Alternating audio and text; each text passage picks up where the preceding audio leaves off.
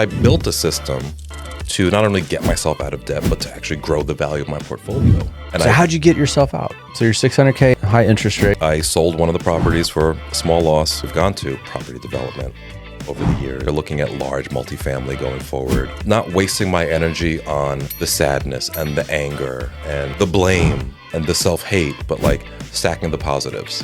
I put my own money into this. People know, like, and trust me enough to put their money behind me. Enrique Gonzalez, the producer, the actor, serial entrepreneur, invested in multiple businesses.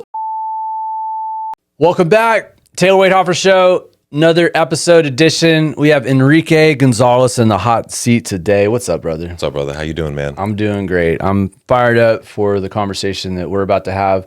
So, serial entrepreneur, invested in multiple businesses, a lot of different fronts.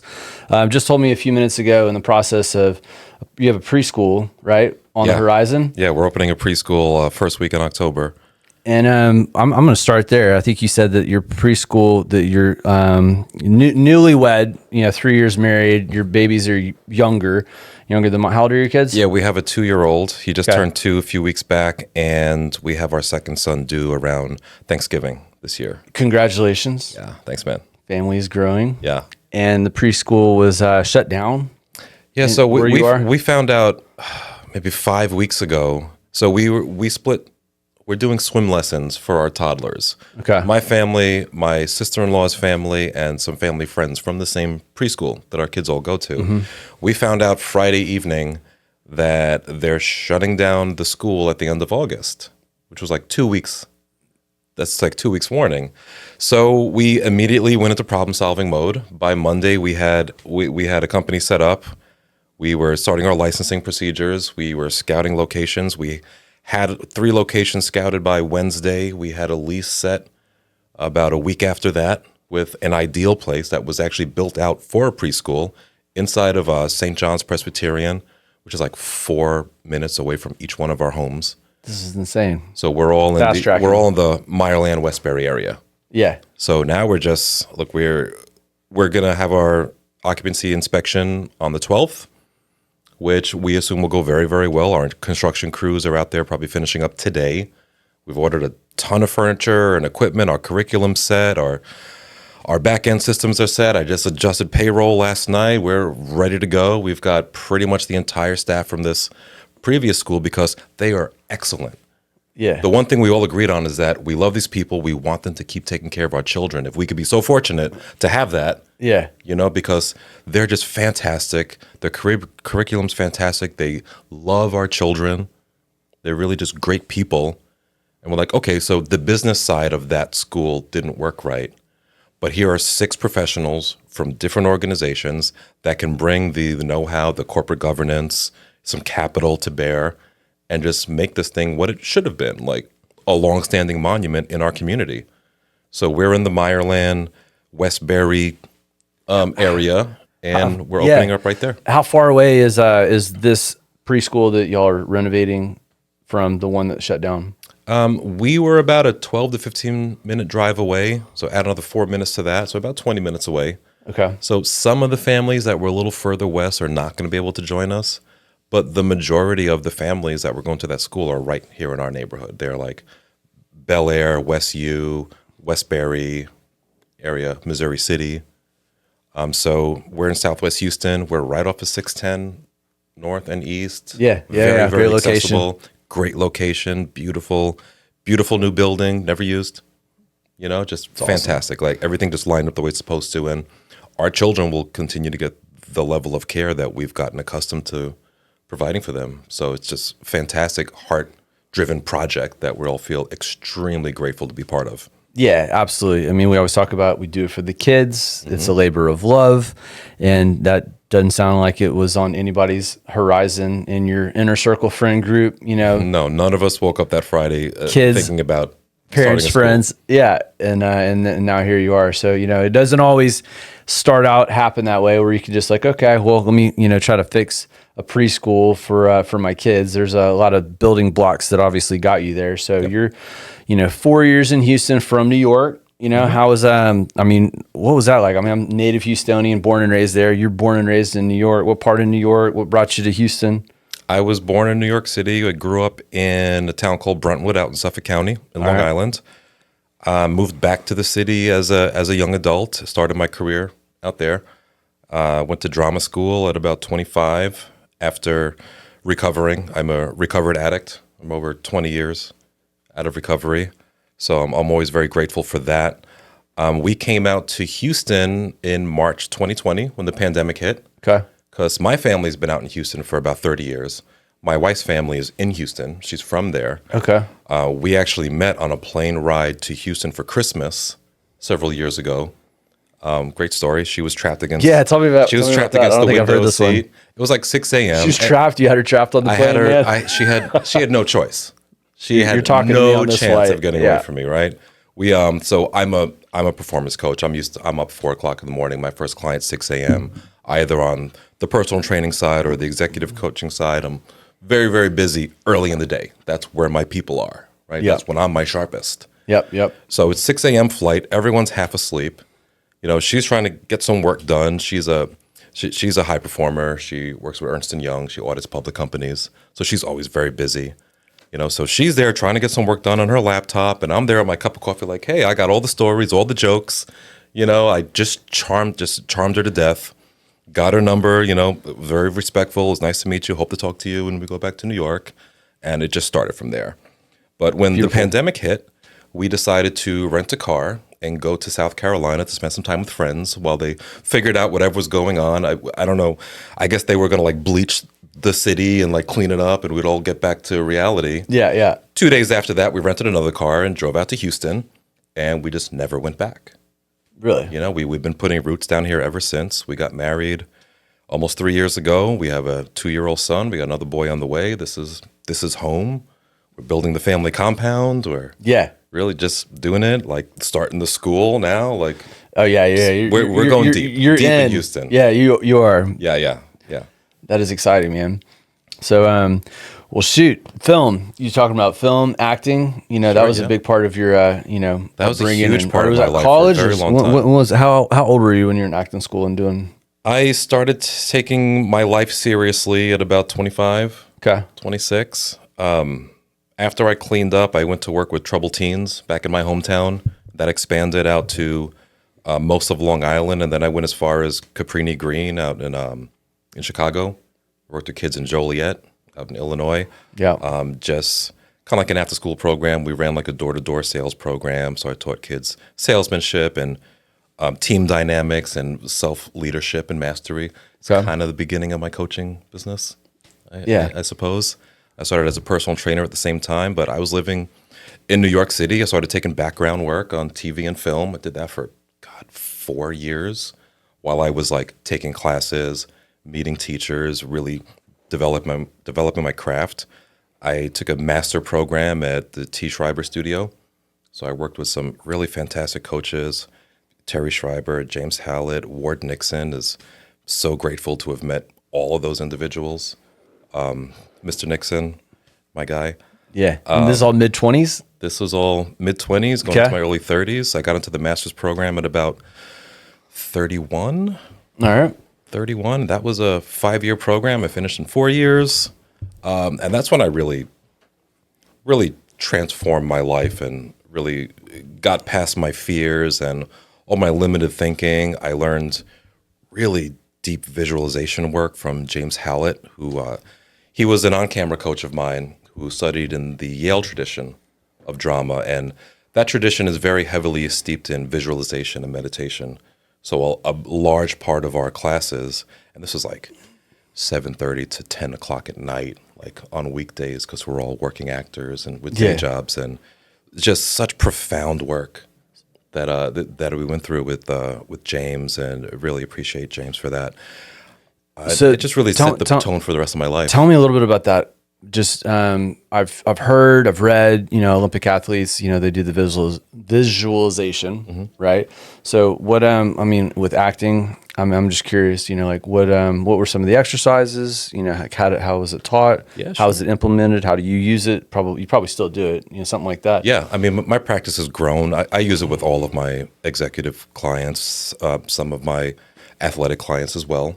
If they have the patience and the open-mindedness to right. go that route. True. I was one of those, like, I'm not doing that. You know, I remember like high school, Taylor's Mind, no way in hell I was open to something like that. You know, you say something while. like meditation, and somebody thinks like you spend your day sitting on a pillow, like floating and like, legs eating crossed, lettuce all day. I don't just, curse, I don't drink, I don't have a good time, sort of thing. Like, it's really so.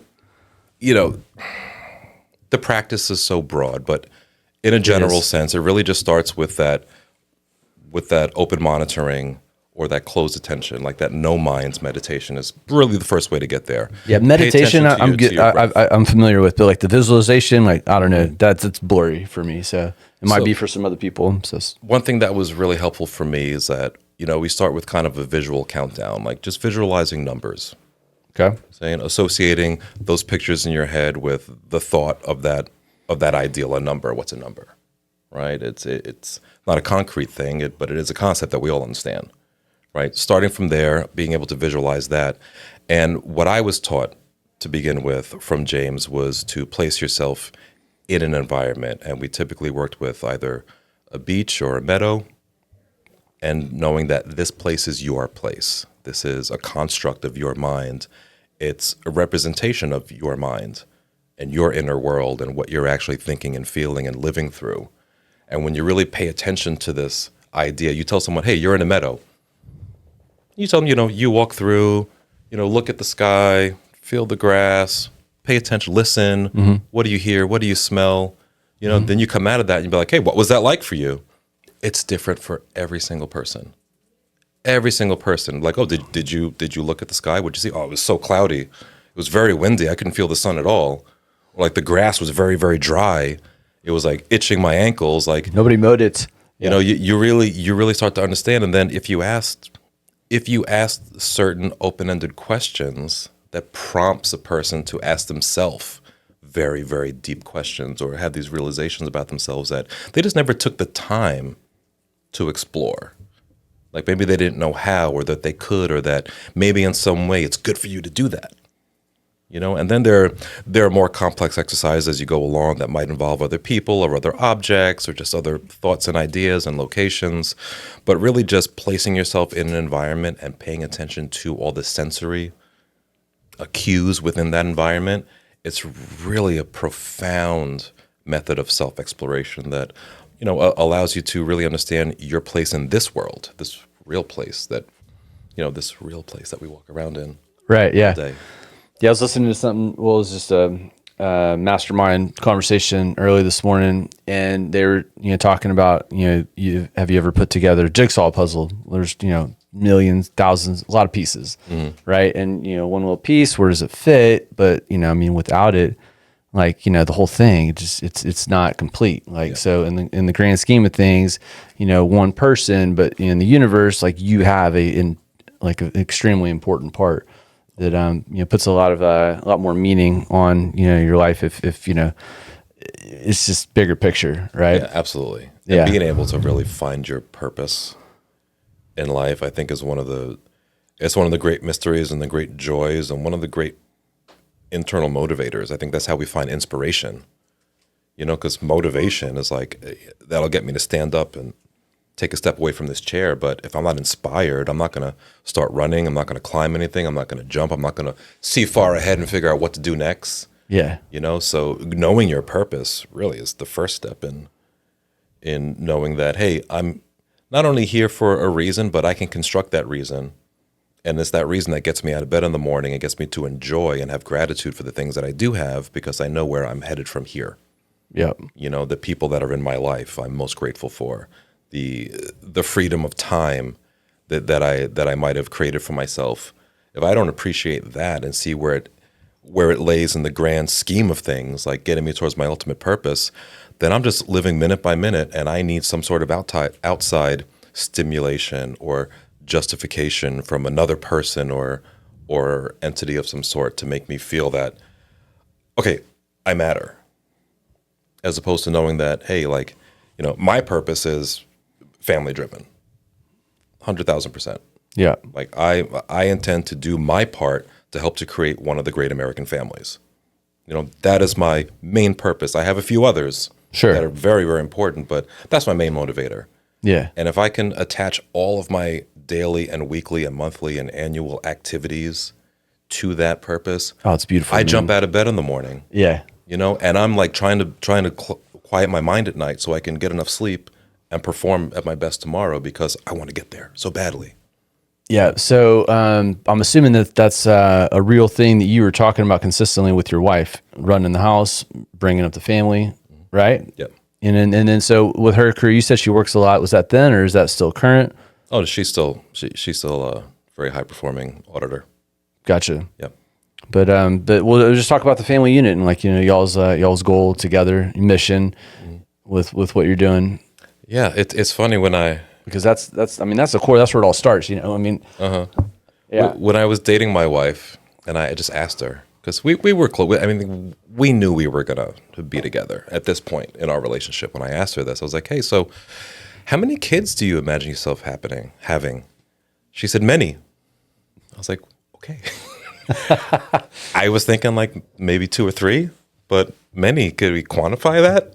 Just like I don't know. Like wherever we end up together as a family, if it's 1 child or 5 children, like together as a unit, that's where we're meant to be, and that's what's really going to fill us up with joy and make us happy. So we're working on our second right now, and when we had our first, we were like, wow, 2 kids is probably going to be enough. And as soon as we found out we were pregnant again, we both agreed. I think 3. I think 3 is the number. Yeah. Yeah. Like we're fortunately very, very much on together with a lot of. We're aligned on many, many levels. Yeah. And I think 3 feels like fantastic. that feels like a great number. And is it difficult having a career and a family, and us both having careers and growing our family? Yeah, sure. It's difficult. Like, you have a young child, he doesn't want to sleep, or he gets a cold and you can't go to work that day and you're behind, and you're tired. You figure out, you ask yourself, like, how am I going to get through this next day, this next 12 hours? Like, how are we going to do this? Like, you just do it. Same thing with having a startup. Yeah. Like, how the hell are we going to get past compliance and licensing, and where are we going to get the capital from and all stuff? And you just do it. You just get up and you go out with the intention of doing it. And it doesn't get done. You get it done, but we feel the same way about our family. It's like, yeah, this is hard, but we're going to do it. We can do this. We got this. Yep. And then, so how old is you said 3? 2. 2, and then 1 on the way. Yep. Gotcha. So daycare every day, or how's that work? You have a nanny at the house? We have extended care at the preschool. Okay. We wanted to make sure that we didn't just send our son to a daycare, because a daycare, I think, like an auditorium with 25 kids staring at a TV. So we made sure we found a very good preschool where their curriculum is there's a plan for their development based on their biological development. At 1 to 3 months, you're in one place. At 3 to 6 months, you're in another place. At 2 years and 3 years and 4 years, you're at different levels of development. 100%. So we found a school where they are right on top of that. And we know that our son is not sitting there just like, getting bit by other children, or not learning how to have kind hands and just staring at a screen. Yeah. And getting ignored and sitting in his diaper too long. Like, he's getting very, very good care, and we miss him all day. Yeah. Like, drop off is always hard because I'm always a little upset at drop off, and we know as soon as we leave, he's fine. Y'all both go to drop off in the morning, or y'all take turns? We have, but I mean, we're busy. We trade off. Yeah. And I'm typically off at work way before the sun comes up, Yeah, so I'm sense. not always there for drop off. So I'll do pickups more often than There not. you go. But for the first few months, we felt guilty. Really? Guilty, like, oh my God, he's not with us. Oh my God, what are we gonna do? I hope he's okay. I miss him. y'all are Should we funny. go see him at lunchtime? Like, but as long as I you know love that it. he's in good care, Of course. Yeah. and he's learning during this time, it just makes the time we have with him so much more valuable and precious. Yeah, it is. It's a good feeling. I remember, like, we went Montessori route, and I didn't know how much they were learning or not learning. And I remember going in, and they're pretty little, man. Somewhere between 1 and 3 ish, maybe a little older. And it was simple stuff, man. And the whole class was reciting multiples of 5, and who knows, maybe they just had it memorized. But I was like, holy cow! I was like, you guys are all wearing diapers, and you're you're getting to 100. It's a cool thing. So yeah, it's fantastic. I agree. It does make a difference, 100%. Oh yeah, absolutely. And the social aspect of being around other children your age. The same thing like when you have siblings, like that second and third and fourth child, they tend to develop a bit faster than that first child did because they have a model in front of them. Yeah, to learn from. Yeah, my boys now still 2.5 years apart, 11 and 14, but the little one's always asking the older one questions like learning, and the older one's just mean short answers, sometimes very helpful, but like brothers, right? So sure. I never know, but I'm listening. I'm watching the curiosity, happen, and that's how it is. That's how that happens. They're curious. They want to know. They're watching. Somebody's already kind of walking the walk. So it's you got that to look forward to for sure. Absolutely. And all right. So you were telling me kind of right before we started, your comeback, story in 2017. What market took a dip for you, or what? Oh yeah. I mean, that whole my foray into real estate investing. Shit. Yeah, that was rough. It was super exciting. So I started investing in single family units in 2017 in Houston from New York. I set up a general contracting company for my brother, my little brother. Shout out, is Anthony. He here? That's my guy. Yeah, they're up in the Woodlands. Okay, cool. He's here with his family. They got their 4 kids. They've been here about 5 years before I got out here. Nice. They've been out here for a while, so they have roots. Big brother, little brother? Little brother. Cool. Little brother. I used to beat the shit out of him every day. There you go. Because he was so annoying. Yep. And then one day I came back from college. He was in high school playing lacrosse. I started messing with him. He dropped down. He lifted me up, slammed me on the ground. I was like, cool, never fucking with him again. The day's here. Awesome. Yeah. Let's go get a drink. Let's go do that. But so my brother was my general contractor. We hired our dad as the foreman. Okay. Because dad was sitting on a recliner, getting heavy in retirement. We did not like that. And dad's like the workhorse. He's the reason we have the work ethic we have. Mm-hmm. Right? So we went at it. I bought a first property out in Aldine. I was terrible. I was doing like fix and flips like that nobody wanted to buy because we had the know-how to get it done. Right? And I was able to bring capital into the game and organize the projects, and everything was going fine. Then I bought like 2 more like a few months afterwards, and I was like, it's cool. We'll finish the first project. We'll get to the next one. I was like leveraging. I was getting pretty heavily leveraged.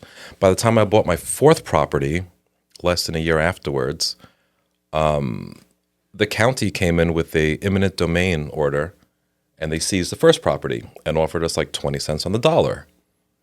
Dude. And that started like a. Is that here in Houston, or where was that? That was here in Houston. What part of town? Aldine. Okay. Yeah. So that started like a 1.5 year battle to be like, well, no, we already have X amount of money invested into this project. I paid more than that for it in the first place, and all these things. And that first sale really needed to happen in order for my strategy, because I was new at this, and I was just hubris, right? Hubris will just get you in trouble so many times than not. And, that started a domino effect of, okay, well, this project is now behind and underfunded. I need to leverage some more. And this project is just sitting there going dead. And like the 4th house that I bought was like fantastic. I was like, well, this one has to sell. It's like now I'm making sacrifices on other projects. And long story short, I ended up at some point probably like almost $600,000 in high interest debt, tons of stress, just like losing money on projects where I should have just been easy turnover, because I went too far, too fast. Yeah. And I didn't really understand the intricacies of working with the county and the different counties and the different municipalities and their different needs. And it was a lot. It was a great education. I could have paid fortune builders $50,000 to walk me through my first project, but I was like, nah, fuck that. I'll just, I'll figure it out as I do it. Cost me a lot more than $50,000. Yeah. To learn those lessons, right? But still, most of that stuff I had to learn by doing it anyway. Yeah. Which is how I've learned to do most things. So why should this be any different? But during that process, I went through that whole like the success loop, that you might learn from, the old school guys, or I think I learned the success loop from Dean Graziosi, and he probably learned it from I'm going to blank out right now because I do this sometimes.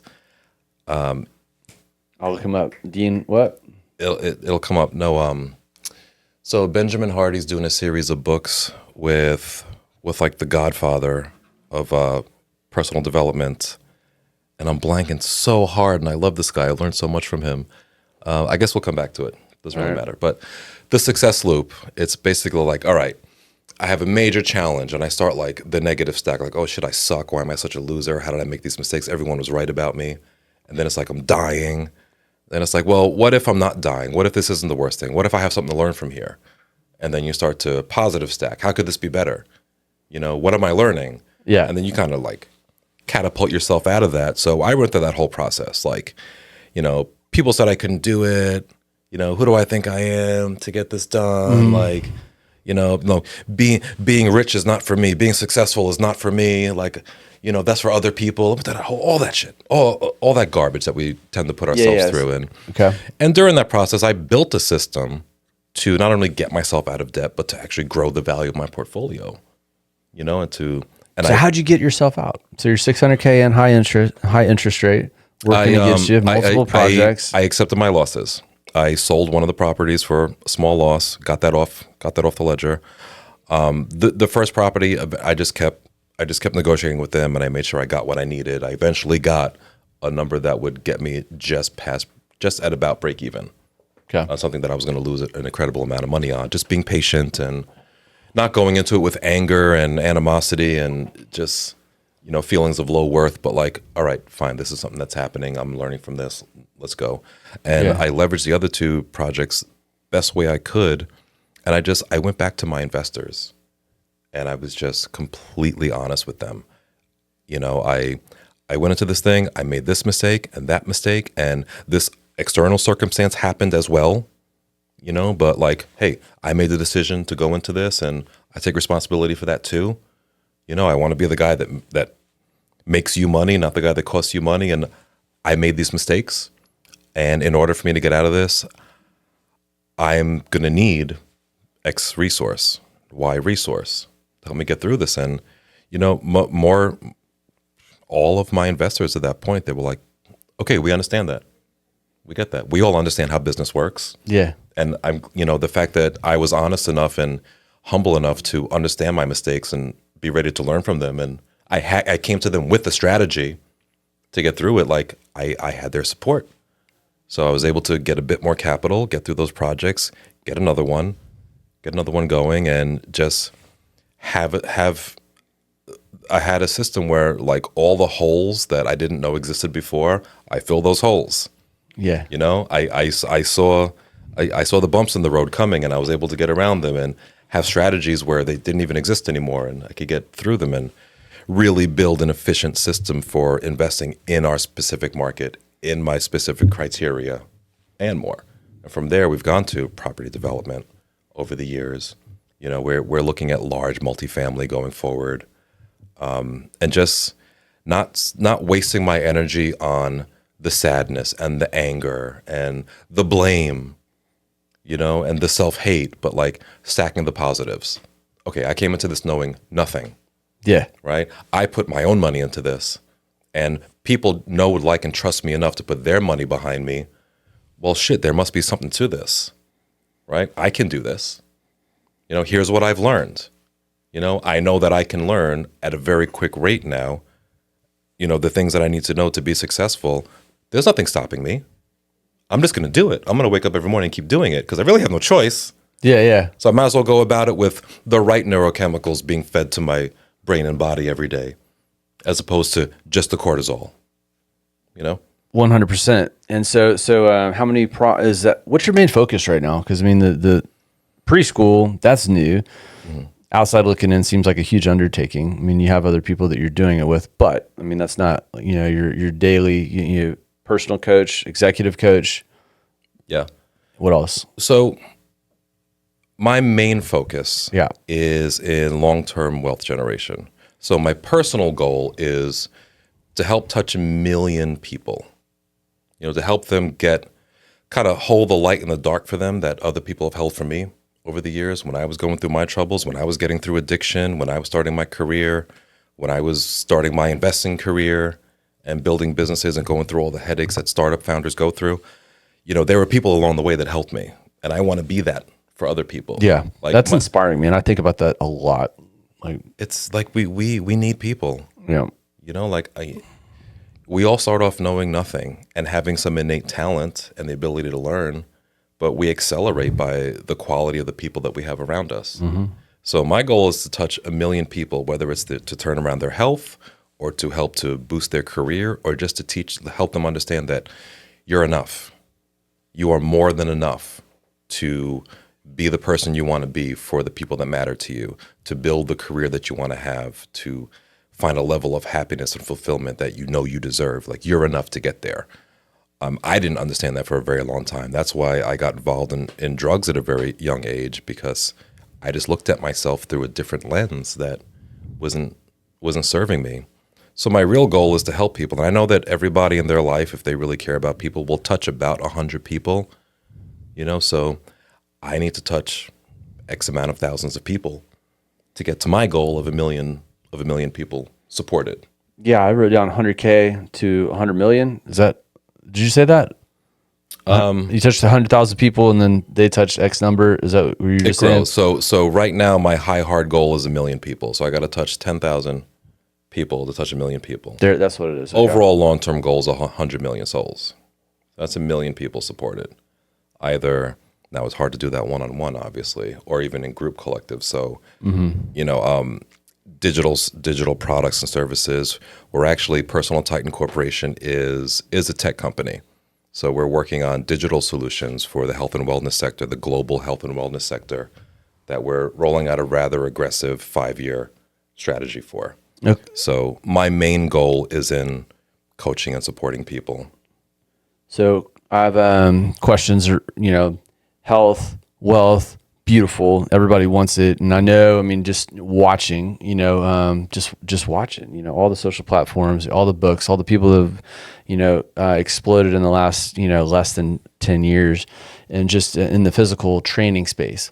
It's, it's been fun to watch because, we're living longer, a whole lot longer. I was listening to a book reading this morning, and they were talking about the average home had like 6 kids, and this was like in the late 1800s, but the average, woman only lived to about 30 years old. So, she's having kids, and might die during childbirth. And then her 6 kids, most of them didn't, live that long. So anyway, fast forward, and here we are, we have obesity, and a lot of people are extremely unhealthy, but we're also living a whole lot longer, and a lot of people are taking health so much more serious. Mm-hmm. Medicine's improved, all the rest. So, but the combination with wealth also, mixed with health, that's beautiful, so how competitive is it there? And I have met a handful, but a small handful of coaches that do focus on both. Obviously, you being one of them, because usually it's like physical trainer. That's what they do. Ripped body. That's their billboard commercial. Because that's what they stand for. I can make you look like this. Yeah. But so is it competitive with adding the wealth component to look like feeling good and being healthy? Yeah. Well, sure. I look at them as one thing, because if you're not physically healthy, you're not going to perform at the level that you need to attain that success that you want. And to me, that's a no-brainer. I'm shocked that that just doesn't hit everybody. Right. Well, it's a matter of, I have a strong work ethic and I'm going to work. That's what I learned to do. I'm going to work hard, and I've been guilty of that. I'm still guilty of that at many points in times, that I have to remember to practice what I preach. Yeah. Right. But the body serves the mind, and the mind serves the heart. So if I don't have a healthy body, if I don't have my health, I have nothing. True, man. Right? Because I can't perform. So true. If my body's not working right, my mind is going to be in a cloud. I'm going to be in a fog. I'm not going to be on the ball. I'm not going to be creative on the level that I need to be creative to do the things that serve my ultimate purpose, like what my heart is actually telling me I'm here to do. So to me, it's one through line.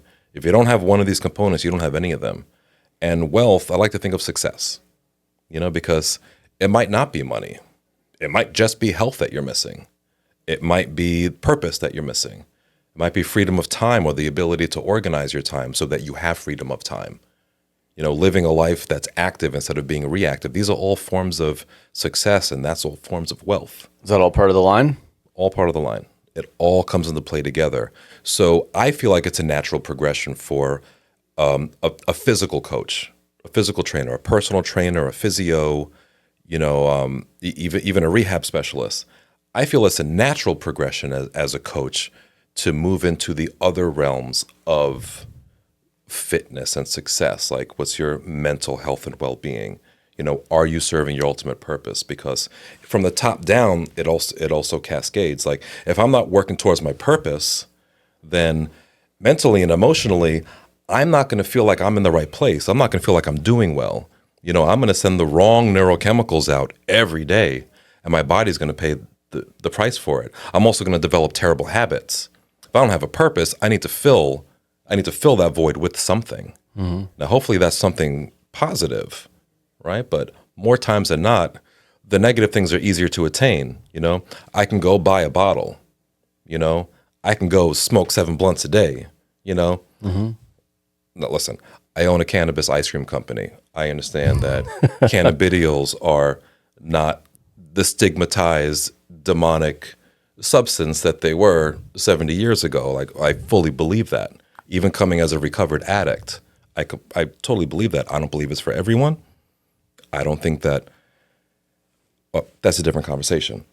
But I do know that it's easier to fill our time and our energy with things that don't rightly serve us. And those things are all going to affect the body. So if I'm not living my purpose, keeping my mental health intact, my physical health is going to go to shit. If I'm not taking care of my body, I can't perform at the level mentally and emotionally to get me to actually fulfill my purpose. And I'm going to feel like shit. So it's all one thing. So, I mean, in your experience, do you see more executive coaches or physical coaches? I mean, I just feel like I've seen a major explosion in the physical coaching recently. But personal training is one of the fastest growing occupations in the country. We're exploding with personal trainers because the health culture is growing so rapidly in America, which is fantastic. It is, yeah. Which is just great, And with that, you have levels of quality. Like, some people do it because they need a job. Fine, we all need a job. And if you can do it well and serve people well, great. Other people do it because it's a vocation. Still other people do it because it keeps them healthy. Like, I still do some personal training. I retired from personal training twice so far in my career. Really? I still put in a few hours, a couple of mornings a week, at a very, very nice studio at Sigma Performance out in Upper Kirby, with my friends Mirna and Carlos. They have a great little studio there. I still do that a few hours a week because it fulfills a need in me. It keeps me from sitting at my desk all day. Keeps me sitting around like, I'm going to kick around these weights a little bit myself. Yeah. In between clients. I'm very, very active, and I'm serving people at a very high level, and that fulfills a lot of my emotional needs. I'm like learning these people. These are human relationships. Yeah. I have to learn you, not just, you want to gain some muscle, you want to lose 20 pounds. All right, fine. But why? Why? And what are the triggers that are keeping you from doing that? And what are the strengths that you bring to bear to this mission? And how can I, minute by minute, that we're together and not together, helping you to create that momentum to get you there? Like, that's work. That's the real work. And that's engaging, and that's fulfilling when you do it right. And you help people to see that progress and experience that and know that they're enough. Mm-hmm. Like, I'm launching a program right now, Become Your Own Personal Titan. I could take any capable adult in 6 weeks and teach them the bones of what they need to know to be able to propel themselves in the direction that they want. Now, if they need more specialized help, like, I still have coaches. But, if you're no longer afraid to step into a gym or a health club and go to this certain equipment or that certain equipment and know how to spend your time properly for 20 minutes, 40 minutes, 60 minutes, know what your recovery protocols could and should be, right, how to eat right. If you have the 80% of that knowledge to move yourself forward, that's a great thing. I'm serving you at a high level, and maybe you still have maybe you still have that personal trainer that you see a couple times a week because they're waiting for you to show up and you know you're going to be there. Maybe you need that. That's great. Yep. But knowing that you can understand the plan that coach is creating for you, that you're doing the things that you need to do outside of the session, that you're eating well, that you're getting enough sleep, that you're getting a massage, you know how to foam roll, you know that you have to stretch and you're doing it, so you're not going to get injured. Those are incredible things. Your clients more physical, more executive? You got 50-50 on the deal, or? More executive, but I've been decreasing in volume to increase in quality. Yeah. So what I have more executive clients than personal training clients for sure. My products that I'm putting out there in the world and my services are still very much heavily based in the physical, because that's how I feel like that's the first key to help people towards peak performance, is to get their body right. Because in the process of getting your body right forces you to get your mental and emotional well-being in line to keep going through and doing that physical work. And the reward, the neurochemicals you get for that, and the way you feel and that quality of life rewards prompts you to keep going forward, building that momentum and going towards your ultimate purpose in life. Yeah, I love it. I mean, the health, the mind, the perpetual motivation. It's God, I think I was telling somebody yesterday or this morning on the way here. This is on the way here. Starting, it's hard. He's wanting to get going. The guy I'm talking to or about, and it says, but wants to, constant communication, ready to pull the trigger. And but anyways, I admire that, because I will see myself in some of the people that I work with, talk to, I'm friends with, and even the mentors. They know what maybe they need to do, and then it's fun. Just in some of our conversations, it's like you can see the transformation, because the want is there, the desire is there, the steps are happening, and the progression is it's a real thing. And, I've been, I'm newer in coaching. I say that I'm like, I'd say 3-4 years in, but, about a year, actually actively bringing people on. I was coaching before I kind of knew that, that I was coaching. That's and how it typically goes. Is it? Yeah. Well, it makes a lot of sense, but it's fun, man. It's rewarding. Even still, I still wake up, I'm like, how the fuck am I a coach? Like, where did that come? You know what I mean? Like, that was never like the goal. I always feel like all of my realtor friends are like, I never thought I'd be a real estate agent, and that's pretty standard. Mm-hmm. Yeah, absolutely. That little bit of imposter syndrome, I think that's what you were talking about earlier, that's right? Pretty standard for anybody who takes something seriously. Yeah, because you're constantly like trying to level set. Am I doing a good job? Mm-hmm. Am I right. set to do this well? That's important. Self-worth, super important. Am I delivering? Got to be delivering. Yeah. 100%. I've been in situations where I've gotten new clients, like, in the executive coaching world. Like, I got into this play because I was working with billionaires and multimillionaires on their physical health, and I realized that the real value that I was giving them was much, much more than that. And it was their emotional well-being, it was their mental well-being, it was their ability to problem solve and take on obstacles without it crushing them inside. And this was accelerating their performance, and they were seeing that in their work, in their relationships, in their lives. And I was realizing, oh, okay, that's what executive coaching is. That's what life coaching is, whatever term you want to put on it. It's those abilities.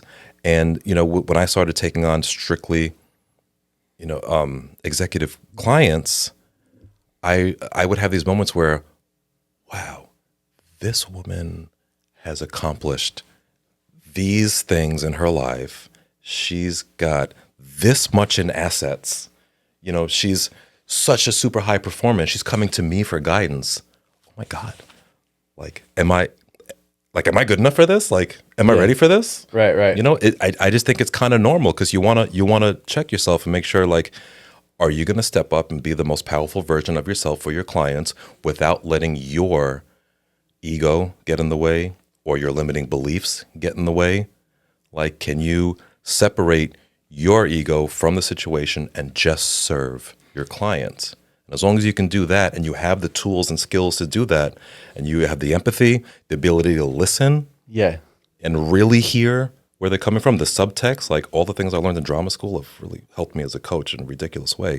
As long as you have those things in place, then yes, you accept that client, you take that payment in because that keeps us both honest, and you serve that person to the best of your ability, and you just focus on their transformation. That's been one of my favorite, thoughts, I guess, in the last like 18 months. I'll have similar thoughts. Am I going to be able to deliver for this person? And then I'll think about all those, right? Because those are all as you go down the rabbit hole, right? It's like self-doubt. You're banging yourself up a little bit, and then I'm like, okay, but let's really look at this. I was like, okay, I'm gonna, they're coming to me for X, Y, and Z. I'm gonna be talking about A, B, and C.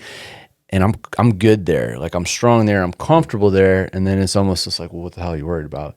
Yeah. And it's, but it's funny. You got to kind of go through and be aware of just, what's happening from outside influences to what's going on the inside, what you're thinking about to create and produce, future results and actions. And honestly, it reminds me, I remember I was killing it. I was like, I think I was like 22, maybe 21, 22 years old, selling Cutco knives. I'm court of honor, sold $250,000 or whatever. And I mean, at a young age, and I mean, most kids sell maybe 10 grand. I mean, I'm like, I had a lot of friends go through Cutco. Yeah. Yeah. Got a ring. I'm all, doing my deal. And I go out and have five, appointments in a day or something and like sell a knife, $60 or no sales all across the board. Just, and I'm just like, feeling way down. Yeah. And I was thinking, hold on, man. It's like, look what you did. Okay, all right. Change the mind frame because it's Because you're out there doing why do we the do work. that? Why do we beat ourselves up and then have to like refix our unfuck our mind all the time? I mean, because it happens. I mean, I don't know. I mean, I parenting, I practice with my kids all the time. When they start complaining, I'm like, you're breaking the rules. No negativity allowed. And tongue in cheek, we'll make fun out of the deal, but kids are awful, man. They're fucking terrible.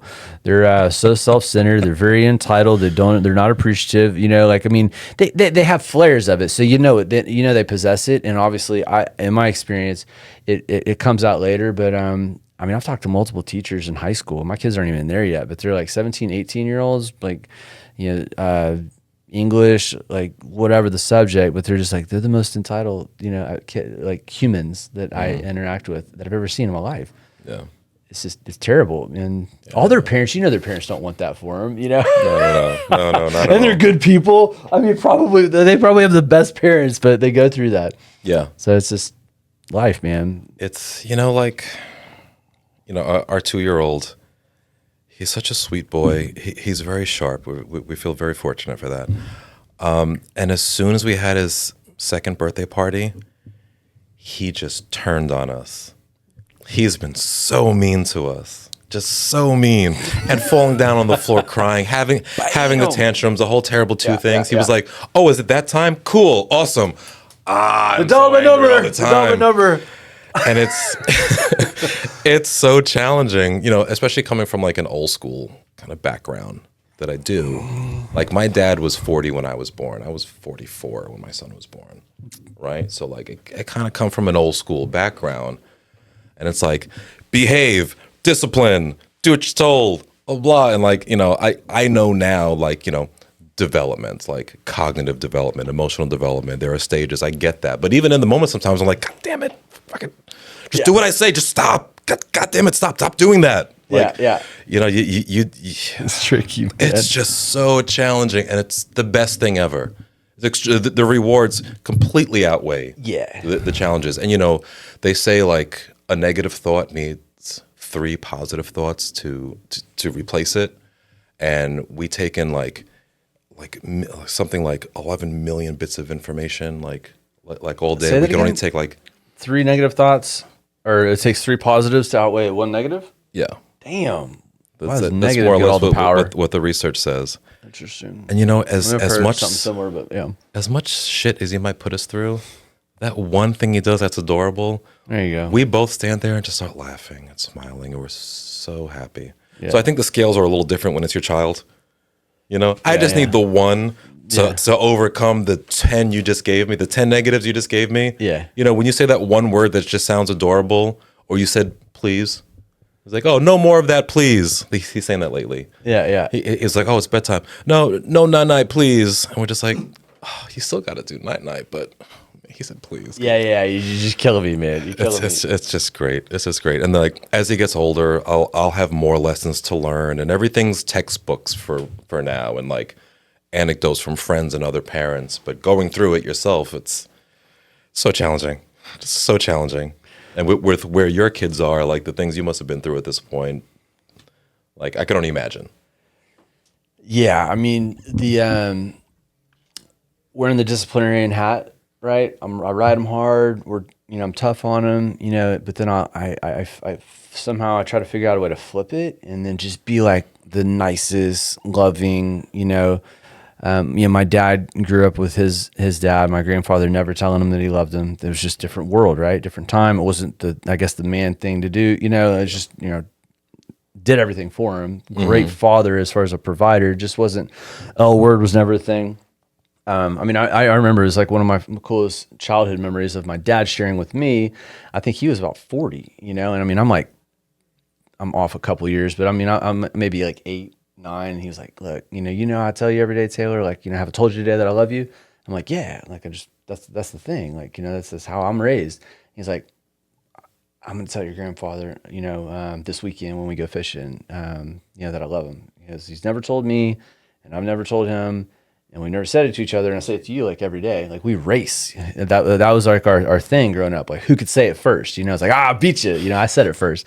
And so here I am, and that's 100% part of my dad's legacy, because he instilled a shit ton of love with me, because he lacked that, right? Yeah. And then I remember we're fish. I'll never forget it. I remember like it was yesterday. We're fishing under the lights. It's 3 generations. Too late. Taylor, go to bed. All right, I'm going to sleep. And I knew the deal that night because my dad told me he was, he needed to talk to him.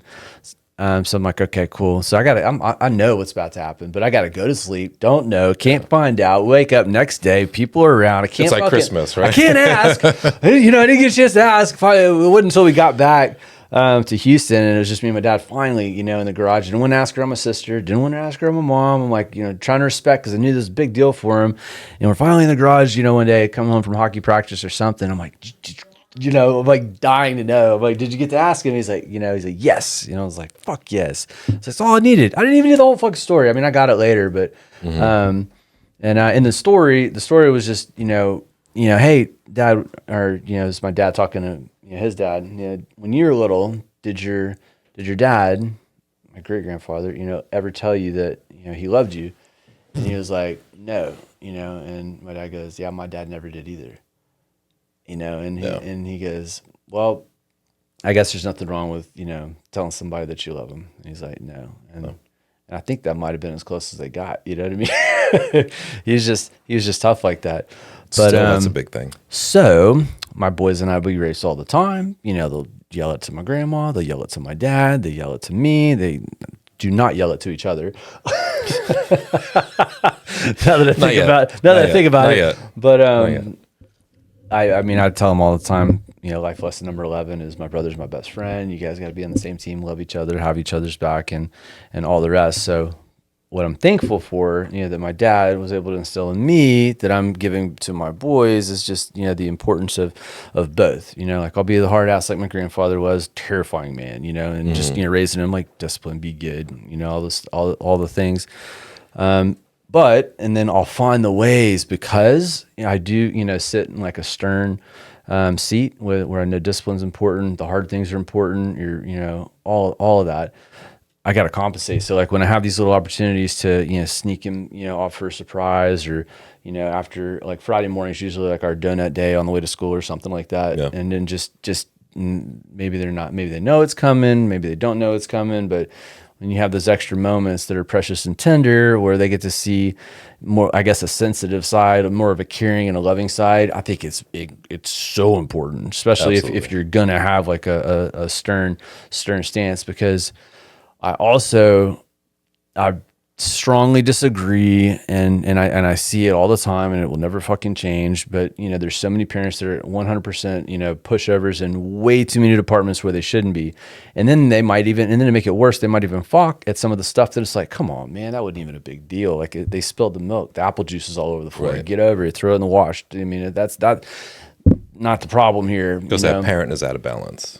Yeah, and I mean, I'm far from any kind of perfect. I mean, that's just kind of the way that I'm operating. Like, I mean, I like to think that it's, well, I mean, it's always a trick, right? Sure. Balancing, but you can't be all one, or I think both are crucial, man. Both are absolutely. Both are super important. And then another, like, kids, men, boys that grow up without a dad. This is why I'm constantly reminding myself I'm so thankful that my boys, single parent household, are growing up with me predominantly. But I think it's like 80-90% of young men that are in prison grew up without a dad. Yep. And so I'm like, all right, well, if they had to be growing up with one, I guess that's hopefully that's good, right? Not that mom is not incredibly important, but No, I not mean even that's close, that's a man. very valid point. It's just it's a scary, terrifying stat, Yeah. I find it kind of scary, the idea of being a single parent on any side of the fence, like just being the mom or just being the dad, and the kids only having that and having to be elements of both. Like I can't do what mom does. Like I'm not mom. I'm really good at being dad. I think I'm doing a good job being dad. I am by no means perfect at all, but I think I'm doing a good job. But if I just had to be dad all day, every day, and not have that mom to balance things out in the home, like I would imagine that'd be incredibly challenging. Let me ask you, like, what are, if you don't mind sharing, what are some of the most challenging aspects of being that single dad, like being the one at home who's raising your boys? I mean, just going kind of fundamental in the very beginning when they were, 1 and 3, and this is just simple little stuff, but I realized real quick, which was a very super big challenge, the planning and the prepping, and look at all that we do business. There's so much planning and prepping in the mornings, but it was no different. Multiple changes of clothes and all the bottles and the diapers and like having all that stuff ready. But I also learned very quickly, once I finally got the hang of it and the muscle memory of it, a lot of freedom came with that. It's like, okay, we're going to Astros game. We're going to go to the park or whatever we are. First, I get to make the plan, and then I get to make the decisions on which I always thought was kind of the mom thing, what they're wearing. Like, there's no like, oh, they're not going to do that. And I think that's where a lot of men lose a little bit, fathers, of their freedom, because they're like, okay, well, if I do this, I'm probably going to do it wrong. And the kid's going to have to change clothes anyway. And I'm going to piss off the mom at the same time. And then it's a waste of time. And I'm getting in the way here. And then they'll back off. And that's out of respect. And on some levels, like, I think that's 100% fine. But just, man, planning through all of it. And I remember, but then once I started doing it, like, I'm a much better father than I would have been, as a result of kind of sitting in both seats. Right. I was thinking of something out loud, and, it was a outing. And my mom would, she was there that day, and she was like, you're starting to, get eyes in the back of your head. Like, you're starting to think like a mom now. And that took that to the bank. I really appreciated that, because I knew what she meant. And then, like, every time, like, I would have those, I mean, people say that having an animal, like a dog, is like a good training for, a kid, only in the sense of, you do think, okay, I've been away for 8 hours. Like, I need to circle back. Like, just that little bit, because it's that times a million, right? Right. With a young one. Right. But just getting it all down, dude. I'm instant gratification. Let's go hard, quick, fast. I like to run quick, and you can't do that as a parent. I remember post divorce, early parent, when the kids were 1 and 3. I'm like, I got this. 90 days done. And then a good close friend was like, dude, you're gonna be a year before you can even see straight. And I'm like, F that. No, okay, maybe 6 months. It took 2 years to have a real good grip, and I'm like, man, finally, Yeah, you're at speed. And I was at speed. I was at a good speed. Let's just call it like 70. And then, but it took another 2 years to where, like, sometimes you feel comfortable bumping it to 85 miles an hour or whatever, just for a little bit. Like, just, and I was like, okay, now I'm like now I'm kind of in the zone. I'm not just like driving the speed limit, but like I can go a little faster if I want to. 4 years though, so it takes a while, and I mean, I guess it's no big surprise. So, right, stay in the course, brother. Stay in the course. And how about like a child autonomy? Because an infant needs you all the time. A toddler needs you all the time. Mm-hmm. When they're 4, 5, 6, you can walk out of the room and they're okay. You can take a little bit of time where they can handle it. When they're 7 or 8, they can walk around the pool and not fall in and drown and kill themselves. Like, how has that progression been like in your home, having the 2 boys? Like, at what points were you starting to get a little bit more breathing space? I used to joke, I mean, outside of Montessori, I had a lot of help, man. I really did. My mom, number one, my parents have been instrumental in the deal. And I used to use care.com like Uber. I mean, it was hard to find a good nanny that I could get to, and then I finally found one. I had her for like 5, 6 years. Graduated U of H, went to her wedding, and that was all right around COVID, or I think I didn't see her. She kind of dipped out during COVID and then came back a little bit in 21. And then that was it. After that, I said, you know what, I think I kind of got it from here. Yeah. If I have to, cut out work. But I digress. The original question was like, what's the transition like and throughout the different ages? Yeah. I mean, activities, I guess, and what I'm doing with them. They become a lot more self-sufficient. I mean, I had them at 3, standing on a stool so they could see the stove, cooking breakfast and stuff, just little stuff. Climbing, literally on the sink, standing on the counter, putting, dishes out, just teaching them fundamental stuff.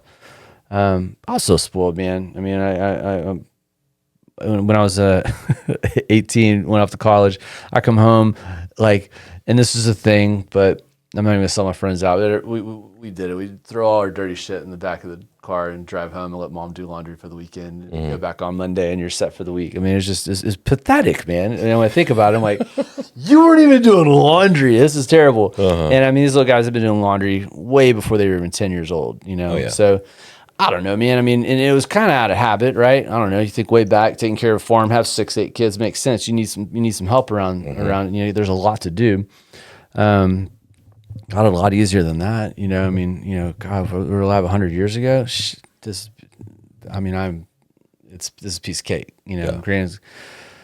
So it's just been fun, man. I'll put it that way. Different stages, and I love watching them grow. I love being present. And honestly, I got real tired of hearing people tell me all the time. Before I had kids, I went around and I asked hundreds of parents. I kept a diary on it for a while. I was like, give me some advice on, being a parent and, and being a newlywed. And, but that one was the most consistent. Time goes by fast. Hold on, and because, you blink and they're going to grow up. I found a secret, man. I did. And I've been practicing this for pushing 10 years. I figured out how to slow the time down. I've cracked the code. I don't think I've told you this. What's that? Welcome speed. Because everybody's scared of it. Everybody says it's going to happen too fast. And I can tell, man, there's a sense of appreciation. There's a sense of regret of things that maybe, slip by. And then 100% of they wish that things may have been the way they used to be, which is obviously never going to happen. So I've found, different for everybody, but it's happening. It does work for me. And I think if you think about it and you analyze it the right way, it is a recipe for success. To slow time down, kind of. It's a trick that I play on my brain. I don't want them to grow up. I don't want them to move out. They were 1 and 3 in car seats in the back, man. I've literally been doing, they're 11 and 14. I've been saying this since they were 1 and 3. I'm picking them up from Montessori. They're both strapped into 2 car seats. They can talk. We have a little back and forth and stuff. And I'm like, guys, all right, look, you guys are starting, driving school in 2 weeks. I'm like, what? They're freaking out. And I'm like, yeah, it's like y'all starting driving in 2 weeks and you're moving out. You're moving out in 6 months. Like they can't barely walk. Can't change, And I got you jobs already. All that, dude. All that, And so I joke, and I've just been saying stuff like that, the whole life. So I want it to hurry up, which I don't. But I feel like that what that does to me, it's more for me than anything. Because takes the pressure out. It takes the pressure out. It slows down. I mean, just saying and thinking that, I'm like, fuck, that's real life. Like that is going to happen. That's going to happen real soon. But now that I know that, I mean, you can hear my voice, right? I'm like, holy shit, it's one of those moments. It's like, all right, like one of those things where you don't notice the colors on the wall and like the beautiful trees that you're driving by on the highway because you're just in the zone, you're zoning out. I'm not zoning out. Like I pay very close attention to who I'm with, what we're doing, the time we spend, where we're going, the memories that we're creating. Yeah. And therefore, by default or a rearrange of the thought process, I'm slowing time down because now I'm concentrating and focusing on some stuff that I probably, I'm there. You're saturated in those moments. Yeah, that's right. I'm not just being like, I'm not just like a feather blowing in the wind type of thing. Like I'm trying to control the fucking direction of the wind and how fast it's blowing and all that, I feel that. Oh, that's really smart. Yeah. That's really smart. I had a moment yesterday. I was thinking like, I know that this whole thing's going to go by so quickly.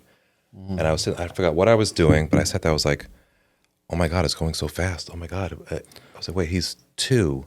Oh, he's only 2. Okay, that's not bad. We're good. All right. Got a little more time. He's still in diapers. He's using the potty, but we're not there just yet. He speaks rather well. He speaks rather well, but he's still like, he doesn't, it's not like he's 7 years old and, thinks he doesn't need me as much, and 17 years old and knows he doesn't need me as much. And when he's 27, he'll realize, oh shit, I really need my dad. But like, I'm nowhere near that. And I just had this moment of gratitude, like, oh my God, oh, that's so good. Okay, good. And we have another one coming. Okay, this is going to last. This is going to last. Like, in a lot of ways, I'm glad I waited until I was mature enough to be a parent, obviously. Yeah. But I'm also like in my 40s, starting to have a family. When I'm 55, I won't have an empty house. Yeah. When I'm 65, I'll kind of start to be getting to have an empty house, and I'll be ready for it. Yeah. But like I won't be, in a place where, I'm barely like, I'm just getting into maturity and my kids are grown and gone. Like I still have them close by.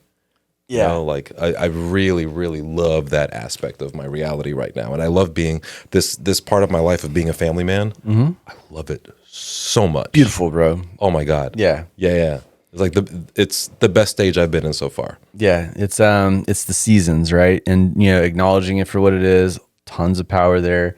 Mm-hmm. Knowing that and like Jordy mentioned before we even started the deal, like if it's bad, it's gonna end. If it's great, that will too. So just knowing it's like, all right, that's super important, man. But so another thing that I think about when it comes to like thinking about older version of me and the kids being older. What's that going to look like? Just what you just did with, okay, how old am I going to be when they're like 25 and stuff? Love doing that. And then, I think like most parents, hopefully they're close, right? You see them. I mean, I think we're, both going to want that. Most parents do. And I think there's two sides that I think a lot about. Okay, what if, like what's my life going to be like? And I think about all the work stuff. Like we're driven. I can easily work after.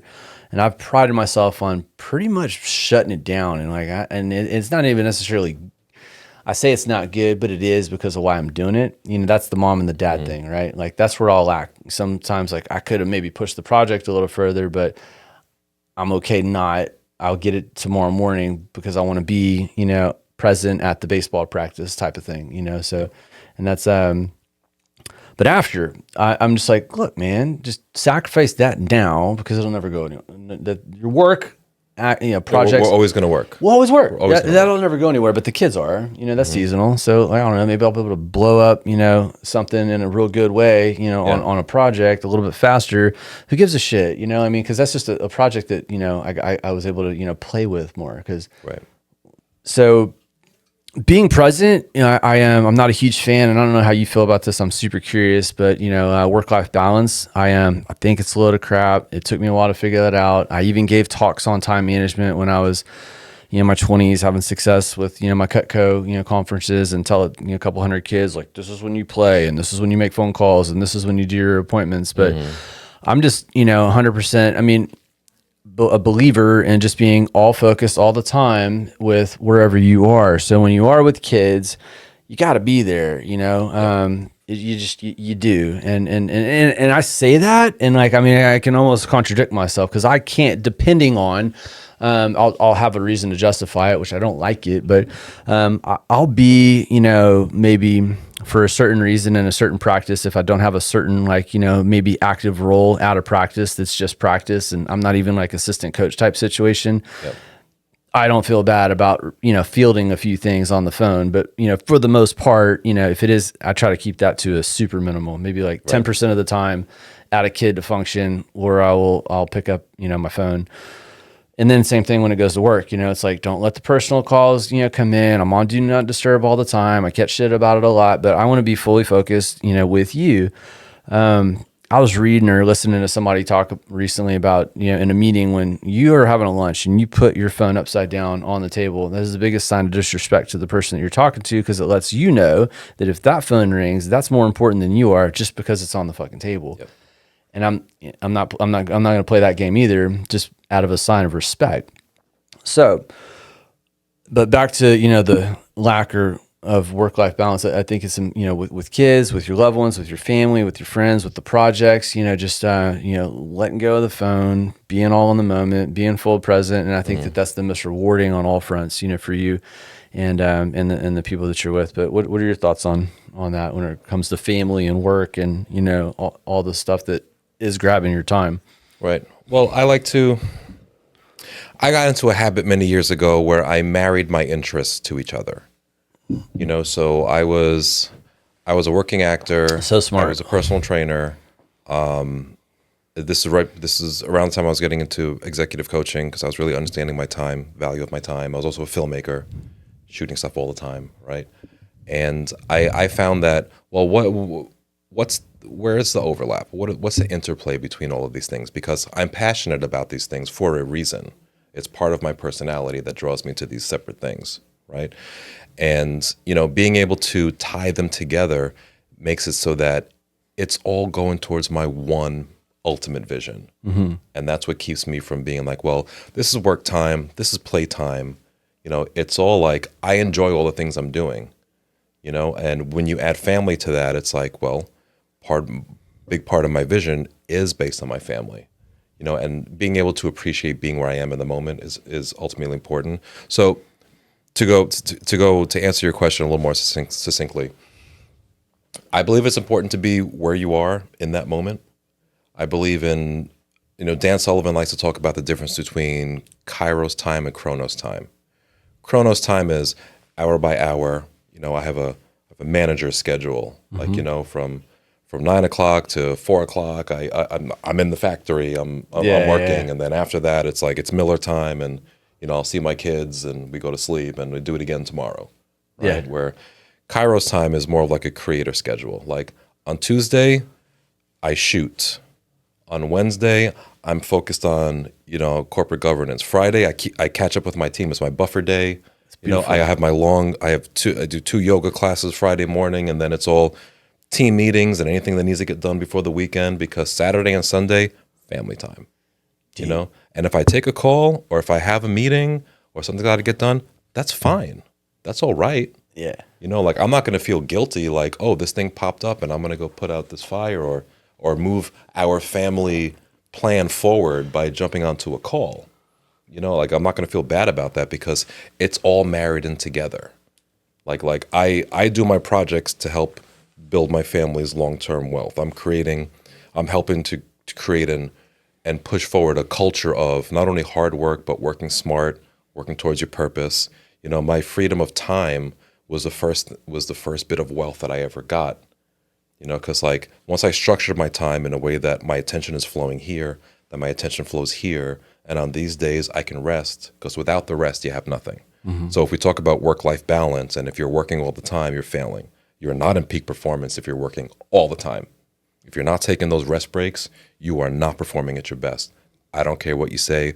Oh, I don't need to sleep, and I'm best if I work 14 hours a day. I've worked 14 hours a day, but I'll tell you this, I've taken out my phone while I'm eating lunch, and I've sat there and I've watched maybe 2 episodes of The Walking Dead, maybe 3 episodes of The Walking Dead in the middle of the day, until I got bored. I was like, shit, I want to go back to work. Yeah. And then I had a 14-hour work day. Yeah, right? Yeah, I got a shit ton done. But if you don't remove yourself from the work, then it's the law of diminishing returns. Your performance is going to dwindle. And it's like, we only have a finite amount of energy. Some of us are really good in the morning. Some of us are really good at night. But we still have those blocks of hours where this is my performance time. This is my rest time. I need to have both. And if your family time is your rest and recreation time, you've got to honor that. Of course, I like being with my kids. I like being with my wife. I like being with my parents. I like being with my in-laws. I like visiting my sister and my brother and all of that. Like I wish I can go spend time with my uncle in New York City right now. I miss him so much, right? Yeah. But so I don't let one overshadow the other. They both have importance. Yeah. But I'm not afraid to take an hour in the middle of my workday or 2 hours in the middle of my workday and go drive up the spring and go see mom and dad and go check in on them, because that's also an important item on my list of things to do today. And I'm going to get that accomplishment energy. I'm going to get that dopamine rush. And on that drive back from spring you're fired up. down to Bel Air, You like probably I feel have amazing. that hour in the car. Like that's yeah. when I'm listening to Dan Sullivan, and that's when I'm on that phone call that I really need to have with my partners in New York. Yeah. And you get it in there, you fit it in there, but it all starts with how you structure your time by controlling your time. Yeah. Like I know what Mondays look like in my world. I know what Wednesdays look like in my world. And if I'm throwing a curveball, I'm fine making that adjustment because it's all kind of modular, right? I have my buffer days set out throughout the week to pick up those lost opportunities. When life happens, fine, life happens. I'm going to enjoy it happening. Being able to roll with those interruptions is absolutely huge. I believe that through and through, because they used to bother me a little bit. I'm like, this is not part of the plan. Mm-hmm. I made the plan. The plan's now not the plan. Yeah, and that can wreck someone's day. And then not only did the plan get wrecked and the plan get wrecked, your headspace isn't right, and then you're complaining to everybody else, talking about, or you potentially, it's like, oh, this happened, and then why are you even talking about that? Just roll. You got to roll with it. You roll with it. It's better for all parties involved. 100%. Mm-hmm. Being calculated with drive time, meetings, around other meetings, when you're going to be coming off of something, it's I like it. There's definitely something there when you can put somebody on the phone when you're going to be in a good headspace driving. I love doing that, just because that might have been a missed opportunity where you thought, okay, well, I can't even schedule that time, or you push it, but you get it in. So super important. I did want to circle back. I wanted to ask you about you're talking about the importance of when you're training, work, business, you're taking care of the mental, having the rest time. Yep. Go deep on that for a minute. Or are you talking more on rest where it's like throughout the day, like you use driving to see your parents for a couple hours in the middle of the day? That's a short-term example. Or give me an example maybe of other small examples and like the longer vision, scheduled out plan of your rest and recovery, like out of a 7-day or out of a 30 day. So, I mean, in general, if you're going to live an active lifestyle, right, you figure a really safe way to go at it is 5 days on, 2 days off. Some people like to exercise every day. Okay, fine, great. But you're going to get yourself into a situation where your body doesn't have the time to rest and recover. Mm-hmm. And that's ultimately going to decrease your overall performance. It's going to increase your wear and tear. And this is like mental recovery, the emotional load you're taking, as well as the physical load. So if you're actually going to rest. I want to make sure I'm answering your question properly. If we're talking about the physical nuts and bolts of it, that means even active recovery is rest. Okay. So that's that walk you take every day. Yeah. It could be a yoga class if it's not vinyasa.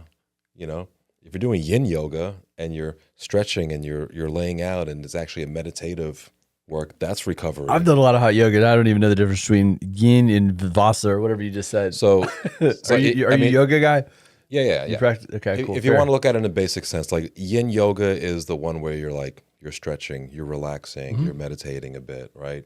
Vinyasa would be like the other end of that spectrum where you're moving the whole time. You're performing. It's a performance. Gotcha. Workout, right? And then hot yoga would be like you're in a hot room while you do it. Yeah. Right. Yeah. And then you have other modes of operation in between. So you might do like a root-based class where you take a position and you hold it for an extended period of time. That increases your stability, and strength. But it's not so much a performance. So if you want to get your cardio endurance in, you're going to do a vinyasa class. If you want to get your rest and recovery, you're going to do a yin class. All right. That makes sense. And then If you want to work on range of motion and stability and things like that, you would be somewhere in between at a different offering. So your executives that you're coaching, when you're, coaching on rest, what's some of the, common practices or, words of wisdom that Sleep hygiene. Sleep hygiene's biggest thing. Sleep?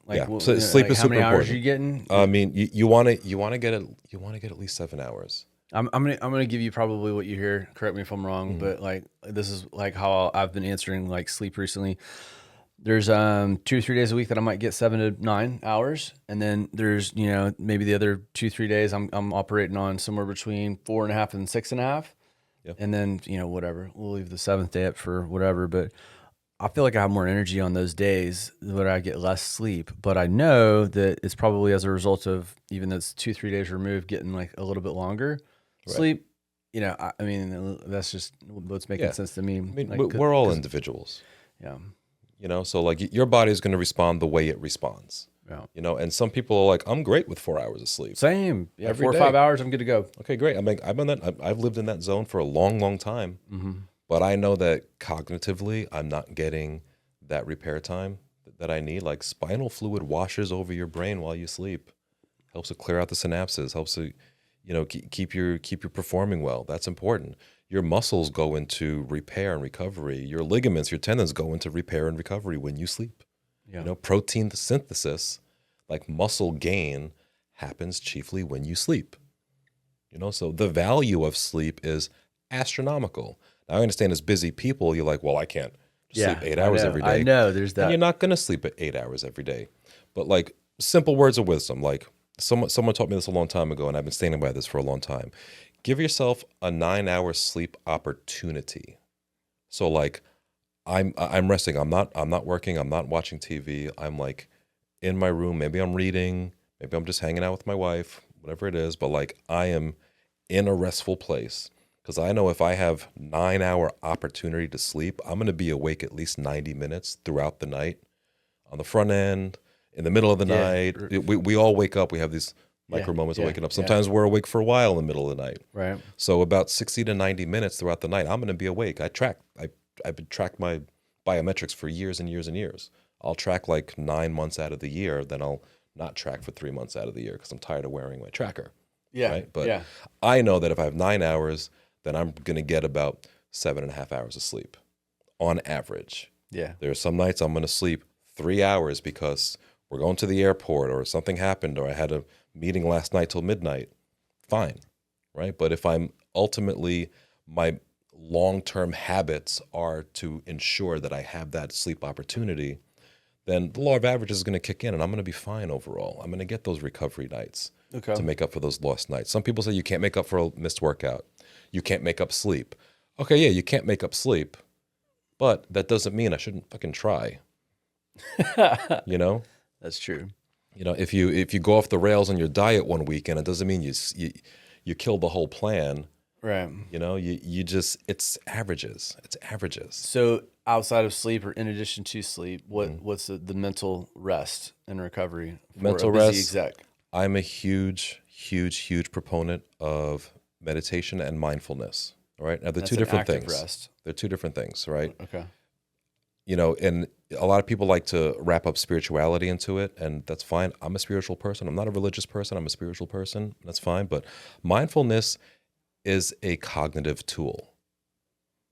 You're working with your mental faculties, the way your mind works. Right. You're sharpening those weapons there. Meditation takes it a step further. It can become a spiritual event if you go very, very deep into your practice.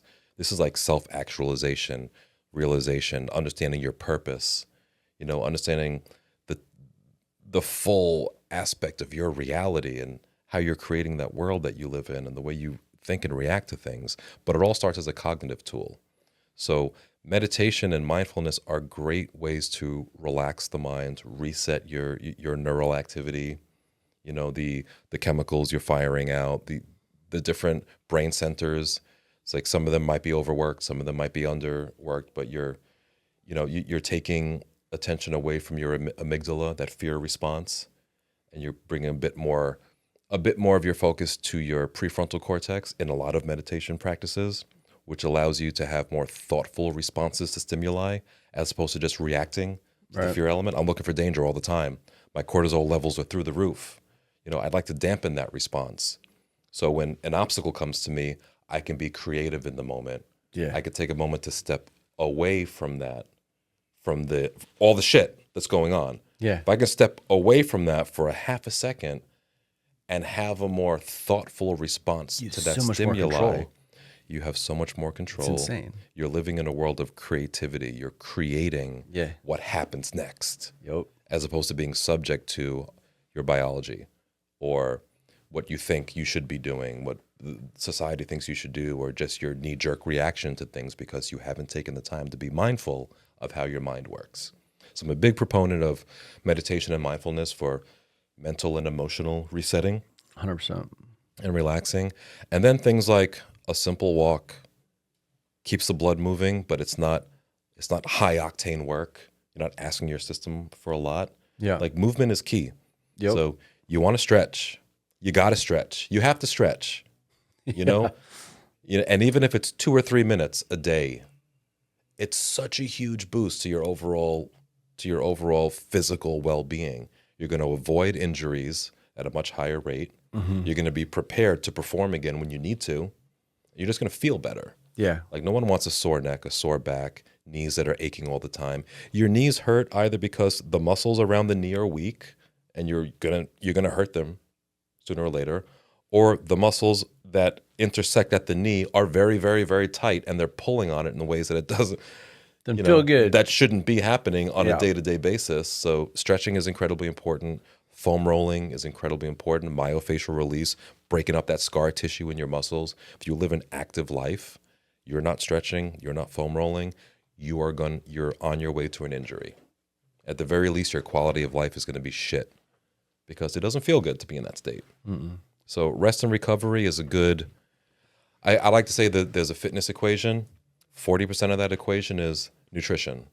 How you eat, how you hydrate, when you eat, what you eat at certain times of the day has a huge effect on your overall well-being, physical, mental, emotional well-being. 35% of that equation is activity, exercise, active recovery, like all everything that goes into that category, like using the body and helping the body to recover. And the rest of it would be recovery, specifically rest, recovery, sleep, all those recuperative practices that you have set up in your life. If you're missing any of those elements, you might be doing really well, but you're missing a huge element, and I promise you there's something missing, and you're either going to get hurt or you're going to go into burnout or overwhelm. Like a lot of times, like our mental well-being is the last thing we think about. And it's a sort of thing that kind of creeps up on us. That's true, man. And we don't realize that we're in trouble until we're in serious trouble and need serious help. And our day-to-day habits are the things that keep us healthy. The small everyday things. I'm big advocate for that. Yeah. Lifestyle, practice what you preach, do the little things even though you don't want to do them. Right. Yeah. Right. So that's my spiel on rest and recovery. Love Take it, care man. of yourself. 100%. And before we get out of here, it's been a great interview, by the way. I've enjoyed it a lot. Tell people how to get a hold of you if anybody has any questions, by the way. Yeah, absolutely. So you can always go to personaltitan.com. You can get in touch with me there. Enrique at personaltitan.com. Best way to reach me for sure. You'll find me. I'm online. You'll see me on Instagram. I'm pretty easy to find. Enrique Gonzalez, the producer, the actor, has a drama background. I want to hear about that before we get out of here, man. I know that's been a big part of your life in more ways than one. And drama school's been one of the most he's got the impactful. drama voice, okay? Not everybody has got the radio voice that Enrique does. So kudos to you, man. Probably going to sound way better on this recording than I do, but it's all good. Well, I hope so. Yeah. No, Coming soon. Drama school was one of the most impactful segments of my life by far. I fully believe that every human being would benefit from a good 6 months of scene study class or just a simple Meisner or a Stanislavski method class. What does that mean? So Meisner and Stanislavski, they're two of the kind of pioneers in acting technique. Usually, when you go to a drama program, you're going to learn Meisner, you're going to learn Stanislavski, you're going to learn Uta Hagen, and some of the other great teachers. But these are practices that allow you to really be in the moment, to be present, fully present in the moment. Because acting is just being truthful in imaginary circumstances. Okay. And you're being truthful when you're being present. Like if I'm talking to you and you're not really paying attention to me and your response is, cool, yeah, you're not being truthful, right? And a lot of times in life we'll do that. Yep. As a coach, you really have to be able to hear your people. You have to understand the subtext of what they're saying as well. So being able to be present in the moment with another human being is so valuable for them and for yourself, man. Right? So anybody at all, and just the amount of self-introspection, and really understanding who you are, why you react to things the way you do, and how to have more thoughtful responses to stimuli out in the world is incredibly valuable in your relationships, your business, just being yourself, walking around in your skin day to day. Man, so I love that. That's there's a lot to unpack there. There's a lot of psychology there. There's a lot of body language, interpretation, right? Yeah. I'm assuming you coach on that quite a bit, right? Sure. And that's something that you learned in drama school. Yeah. I think that's fascinating, man. Because not a lot of people. You're the first one, and I've interviewed quite a few people that has been through drama school, and so to hear that, like, that's it's deep, man. It is. I mean, I guess it's just human interaction and personality and recognition and stuff. But it's that's a life skill. It's also public speaking. That's a superpower, brother. You know what I mean? Like, for real. I mean, because not everybody has that, but to be able to be there, like you were talking, just listening to people in the moment where it can be easy not to. I mean, I have ADD. I've done that. I'm sitting there. I'm like, all right, but I'm like, dude, this is just not keeping my attention. Like, right. I'm like, and then I feel awful. If someone is rolling and I'm just not into it or something. Mm-hmm. It's just, and I'll feel bad. And the ability to find yourself in that moment and be like, hey, dude, I'm sorry. I lost you a minute ago. To be able to be that honest with somebody, yeah. It's really hard to be friends with really, really serious actors for two reasons. One of them, like, sometimes we could be very, very honest in situations where people are not comfortable being very honest. We'll say what we feel and think. Mm-hmm. We're very into our feelings. Yeah. Also, like, we really only want to talk about acting. Like, if we're not talking about acting, they're probably not interested in talking to you. Okay. It becomes very difficult to be friends with actors who are very, very serious about their craft. Gotcha. But that ability to, like, be courageous and brave, to, like, connect with your feelings and share them, emote them, speak about them. Public speaking is something I work on with a lot of my executive coaches and my executive clients because, they have to do presentations. They got to be at seminars. They were asked to speak at this event, and they're like, "Oh my God, what do I do?" And, like, just the idea of being able to get grounded, get relaxed, focus in on what it is that you're hoping to share with people, right? And then having the presence of mind to be able to not only share those thoughts but roll with it. Something's always going to go wrong. We were just talking about that, right? We're like, something's always going to come up, and be able to roll with those changes and move through it. It's a very, very powerful set of skills. It is powerful. I think it was I studied and read a lot of Grant Carden's content, and he was talking about the quietest person in the room is the most dangerous person in the room because they don't get shook. When things do blow up, it's like, all right, what's the problem, or what's the plan of action? How are we going to fix it? Take a leadership role if needed, or follow the right person because who's got control of the situation. Nobody can figure it out. I'll pick it up, but not getting rattled, not getting frazzed, not stressing out. And, like that's usually the fight or flight. That's the default on a lot of fronts. And so dude, when you're on stage and you're performing a bunch in front of people and you forget your line, you got to roll with that shit. Like I was getting audited And one day I like audited. There were people in the audience who I really, really, really wanted to impress. And I was up there with my partner and we were working, and it was my line, and no, it was her line, and she forgot her line. And because she didn't have her line, I didn't know what my next line was, because we're in the moment. We're responding to each other, right? Mm-hmm. I had no idea where to go, and she's just looking at me. And like, I took a moment. Like, I had been carrying a drink around. That was my blocking. I had poured a drink like 2 minutes earlier in the conversation, and I almost drank it like twice, and because we were a married couple, we were going through some shit. Right, yeah. And eventually, like, drank my drink, put it down, I filled it up again. I crossed the stage. I sat down in a chair in front of the stage. Yeah. And I just went into my long monologue. I don't know what was supposed to happen before that. Fucking and I just went into the next part of it. And afterwards, I spoke with, I spoke with one of the gentlemen who was there to see my performance. He was like, those were the best 3 minutes of the entire night. Oh my God, it was so rich with emotion and tension. I couldn't stand it. It was so great. I was like, well, thank you. And I realized that day, it was like, you just gotta roll with it. Like, you can't be like, oh my God, what's my line? Like, don't let the pressure get to you. What you did there, and I've been thinking a lot about this, and I'm actively concentrating and trying to make an effort to get better at this, because I like talking fast. I get excited, and when depending on what's being discussed, the power of silence is so strong. I love that when you wait, and by default there's a 3-minute gap.